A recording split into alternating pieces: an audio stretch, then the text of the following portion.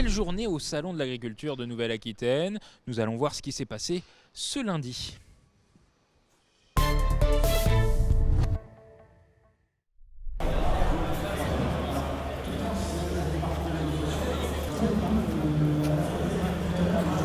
Donc je suis avec Ludovic Charbonnier sur le stand du Crédit Agricole. Donc Ludovic, qu'est-ce que le Crédit Agricole fait ici là, ce matin pour ce café assez particulier? Effectivement, c'est un café particulier, ce qu'on a baptisé le café de la transition numérique agricole.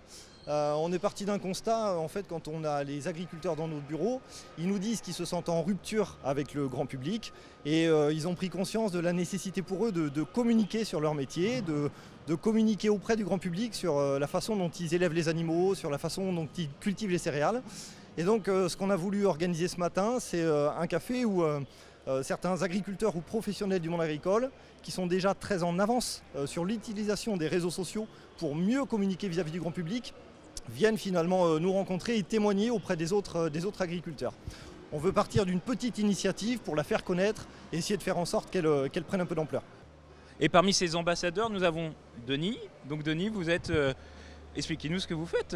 Vous êtes connecté, j'allais dire. C'est ça, oui. Donc je suis président d'une association qui s'appelle France Agri-Tweetos, qui rassemble des agriculteurs et des gens du monde para-agricole sur Twitter et qui expliquent leur métier, qui expliquent l'agriculture en vrai, telle qu'elle est réellement et pas telle qu'elle est un peu fantasmée dans les médias. Et ça rassemble des tas de gens qui montrent leur quotidien tout simplement, qui expliquent comment ils élèvent des vaches, comment ils cultivent leurs céréales, avec tout ce qu'ils font dans le détail, sans rien cacher, toujours dans un état d'esprit positif. Bon, et donc finalement, les agriculteurs sont plutôt connectés. Vous avez combien allez, en quelques chiffres, comment ça se passe sur... On est 250 adhérents aujourd'hui. Il y a un peu plus de 9000 followers sur le compte Twitter aujourd'hui qui nous suivent. Et on a commis un peu plus de 4000 tweets sur l'agriculture, en partageant chaque fois ce qu'il y avait de beau dans l'agriculture et ce qu'il y avait de chouette. Ouais, c'est déjà pas mal. Bon, ben voilà, c'est parfait. Bon, je vous souhaite une bonne conférence alors. Je suis avec Luc Delière, il est formateur à l'INSAV à Bordeaux. Et là, vous êtes sur l'AgriWeb TV, vous faites quelque chose d'assez spécifique là.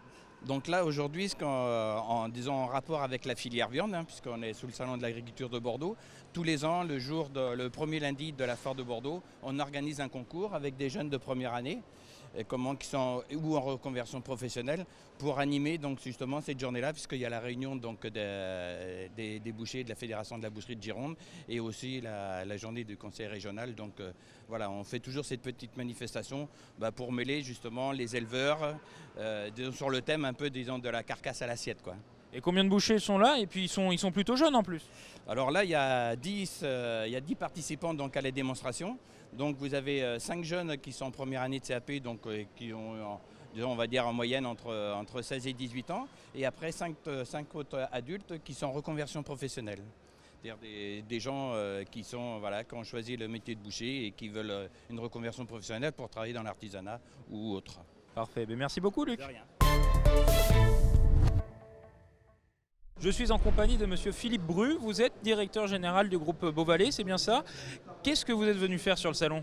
Et présenter notre démarche au rouge, donc viande limousine d'excellence.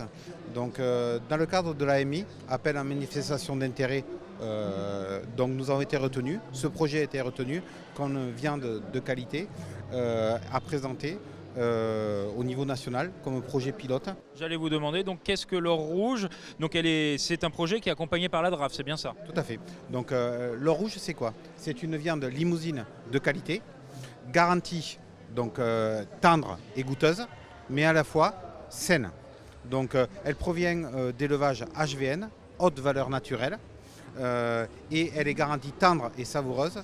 Tendre grâce à des procédés très innovants tels que la suspension pelvienne, et goûteuse grâce à un taux de persillé, qui est le gras intramusculaire, très élevé et garanti. Donc l'or rouge, c'est la synthèse entre une viande saine, produite dans des exploitations respectueuses de la biodiversité de l'environnement, et une viande garantie tendre et savoureuse. C'est une sorte de label finalement. C'est un label, mais plus qu'un label, qui associe et le mode de production et la qualité de la viande. Bon, en tout cas, vous m'avez mis l'eau à la bouche. Voilà, j'ai plus qu'à aller déguster de cette viande. Voilà, merci beaucoup. Vous pouvez la trouver donc en boucherie, en restauration ou en grande surface.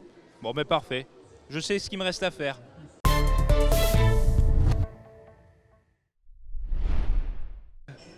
Donc Monsieur Perpouget, on est avec vous sur le stand de la Banque Alimentaire, là, à Bordeaux, au Salon de l'Agriculture. Expliquez-moi un peu ce qui va se passer dans quelques instants. C'est une convention qui va se signer entre le président de région et le directeur régional de l'agriculture de la forêt, qui est l'autorité académique de l'enseignement agricole. Convention qui a pour objet d'accompagner les initiatives prises par les communautés éducatives des lycées en Nouvelle-Aquitaine autour de la thématique de la lutte contre le gaspillage alimentaire. Et au-delà de cette lutte contre le gaspillage alimentaire, la mise à disposition de tout ce qui peut être ainsi récupéré auprès des populations démunies. Donc l'objectif de cette convention, c'est d'accompagner cette démarche avec une opération qui va se dérouler le 15 octobre dans tous les lycées de Nouvelle-Aquitaine. Ça va être un repas dit solidaire, un repas aménagé. De mon temps, on aurait dit bol de riz, mais chaque lycée en décidera, où ce qui sera épargné à cette occasion-là sera remis aux banques alimentaires du département, considérant que 1 euro épargné permet de générer pour nous 5 repas pour des démunis. Donc cette opération, elle a sans doute quelque chose économiquement d'important, mais au-delà des aspects financiers, ce qui est le plus important, c'est la sensibilisation des jeunes générations à cet enjeu de lutte contre le gaspillage et à cet enjeu de solidarité que portent des outils comme la Banque Alimentaire. Donc on va aller sur d'autres signatures de conventions, là, tout de suite. Là, on part sur le stand Carrefour. Je suis avec Marc Duret, donc ici, une convention vient d'être signée. Qu'est-ce que c'est en fait? Expliquez-nous tout ça. Ce que l'on souhaite particulièrement sécuriser, c'est qu'on sait que c'est une période, la conversion, ou tout au moins pour des jeunes producteurs en bio, il y a toujours ces moments un petit peu compliqués, perte de productivité, perte de volume. Donc il est important qu'on puisse apporter cette visibilité et également des contrats qui vont aller de 3 à 5 ans. Et ça aussi c'est une nouveauté. Pour donner cette visibilité, dire voilà, année 1 il va nous falloir tant de volume, année 2 tant de volume, ainsi de suite. Donc voilà, la force si vous voulez c'est d'accompagner et d'aider et de sécuriser les volumes. Merci Marc Duret, merci beaucoup. Merci. Donc voilà, je suis avec Maryvonne Lagaronne qui est éleveuse dans les Pyrénées-Atlantiques et qui est également présidente de la Fédération régionale de bovins croissance. Voilà, et là vous avez fait une signature, qu'est-ce qui s'est passé? Mais en fait, donc on est dans le stand de l'Interpro ici, donc d'Interbef, filière bovin viande, et on a donc signé un accord de partenariat et de soutien de la région avec M. Rousset, avec Interpro et l'ADEME et l'Institut de l'élevage. Et qu'est-ce qui est écrit là-dedans? Qu'est-ce qui va se passer? Donc en fait, voilà, la problématique du bas carbone était complètement ignorée en région Nouvelle-Aquitaine. On ne pouvait pas réaliser, nous, aujourd'hui, d'état des lieux. Donc on a monté un dossier, donc l'ensemble des organisations professionnelles en collectif, pour présenter un projet auprès du conseil régional et au président de la région, pour lui dire, ben voilà, vous voulez aller vers une transition agricole. On a construit le projet et on vous dit, ben alors, vous attendez quelque chose de nous, on est là, banco, on y va. Bon, mais c'est plutôt, on va travailler main dans la main, quoi. C'est ça, on va travailler main dans la main et surtout on veut travailler gagnant-gagnant. C'est-à-dire arrêtons d'avoir une vision de l'élevage où on dit vous êtes responsable de tout, ce qui est faux. Aujourd'hui, l'émission des gaz à effet de serre en élevage, c'est moins de 5% des gaz à effet de serre. Et M. Rousset l'a très justement dit, on a réduit en élevage 30% de nos productions de gaz à effet de serre, là où, ainsi que l'industrie, là où la mobilité et le logement ont augmenté. Donc on est conscient de ça, on a déjà progressé, on avance, mais on avance avec l'objectif derrière d'avoir une valorisation. Merci beaucoup.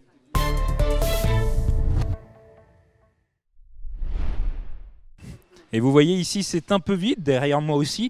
Les vaches sont parties, parce que là, on démonte tout, ça s'appelle la nuit folle. Et les marchés des producteurs commenceront ce mercredi. Et demain, rendez-vous aux États généraux de l'innovation. C'est ce que vous verrez dans Bref de Salon.